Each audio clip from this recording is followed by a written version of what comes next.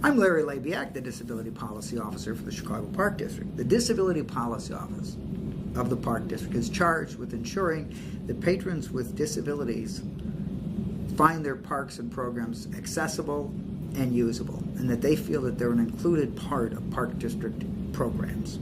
Now, today, I want to share with you a short training of our Disability Awareness and Etiquette Top 10 Tips. Normally, we would train an hour, but we're going to give you some quick, easy ways to make yourself comfortable with people with disabilities in the parks.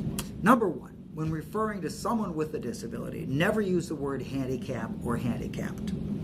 It's more appropriate to use a person's name or say a person with a disability. Larry, the gentleman in the wheelchair. Cynthia, the woman using the crutch. Handicap is not a disability-friendly word. Number two, it is okay to tap someone who has a hearing disability lightly on the shoulder or wave your hand to get his or her attention. Your mom told you that was rude? Not in the case. If you're trying to get attention to someone you think might be deaf or hard of hearing, tap them on the shoulder, wave your hand in the face to make sure you get their visual attention. Number three, speak directly to a person who is deaf or hard of hearing rather than through a companion or a sign language interpreter who may be present. The worst thing you can do in the presence of an American Sign Language interpreter is to address your comments to that individual. That individual is an interpreter. So if you're talking to someone who's deaf, look them in the eye and talk to that person. Number four, always identify yourself and others who may be present when meeting someone who is blind, and announce when you are leaving. I enter this room to have a meeting. Joe, nice to see you, sir. Cynthia and Annette are both here with us.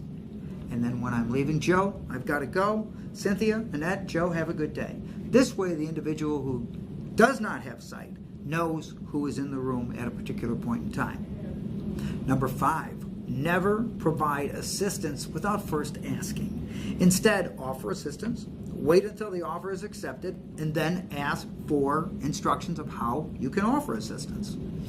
Don't assume someone needs or wants assistance just because you think they do.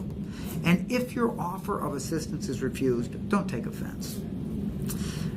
People offer me assistance, I being a wheelchair user, at times I'll say no. I'm not trying to be heroic, I'm not bitter, I just don't need a hand right now, but thanks anyway. Number six, don't try to pet or feed or do anything that might otherwise distract a service animal from performing its job. It is there to aid the mobility of and or assist a person with a disability. It's not a pet, and you shouldn't touch or pet a service animal unless you have permission from the owner. Our knee-jerk reaction is to pet a service animal. Don't do it. It's a working animal. Ask the owner first. And if the owner says no, just don't do it. By the way, service animals are allowed into Park District facilities. You can ask two questions of an individual who's using a service animal. And you may have a doubt whether that is a service animal, because if they're not wearing a vest that says it is a service animal, how would you know?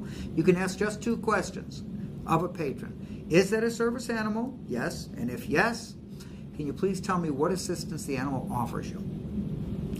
Number seven, do not lean against or hang on to someone's wheelchair or grab his or her mobility device without permission. Don't grab crutches. Don't grab a cane. Don't grab a walker. Don't hang your purse on the push handles of a wheelchair without first asking. Don't tap your foot on a wheelchair. Just don't do it. You are invading an individual's personal space, and that is considered their personal space. Number eight, listen attentively when talking with a person who has difficulty speaking and wait for him or her to finish. Don't try to finish their sentence. Don't pretend you understand if you don't. Ask the individual, if you don't understand what they're saying, to repeat him or herself, and ask again if you still don't understand.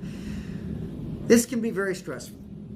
You might need to ask questions that require short answers or a nod or shake of the head if you still, after several tries, don't understand what a person is saying. And keep in mind, a person with a speech impairment, they know that they're difficult to understand.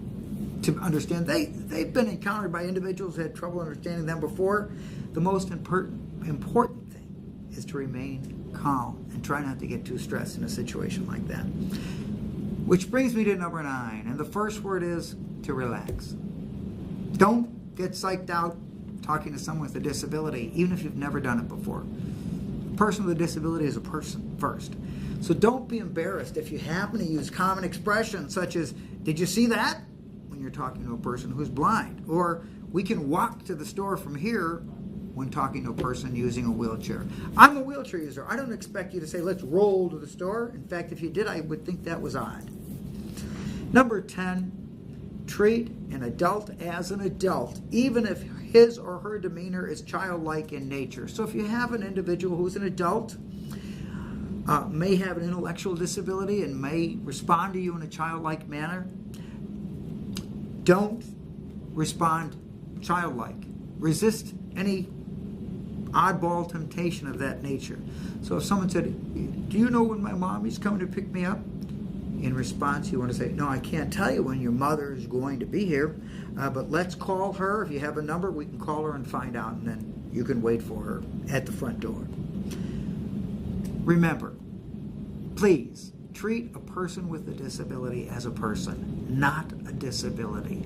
Treat a person with a disability as a person. As a person. I'm Larry Labiak, the Chicago Park District Disability Policy Officer. We're going to follow this session with a number of questions so you can hone the knowledge that you've gained here today and feel even that much more comfortable whenever you encounter a patron with a disability. Until next time, have a good day.